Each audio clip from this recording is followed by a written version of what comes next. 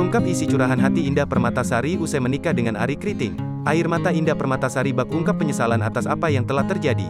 Seperti diketahui, hubungan rumah tangga Arie Kriting dan Indah Permatasari memang tak lepas menjadi sorotan usai keduanya memutuskan untuk menikah.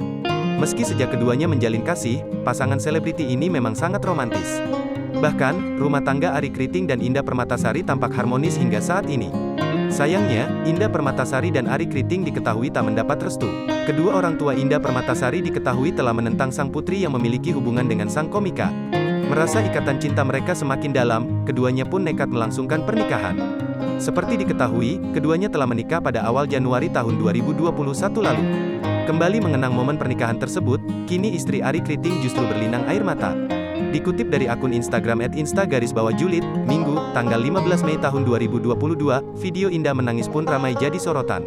Bukan karena menyesal telah menikah dengan Arie Kriting, Indah rupanya bersedih mengingat momen bahagianya yang tak dihadiri kedua orang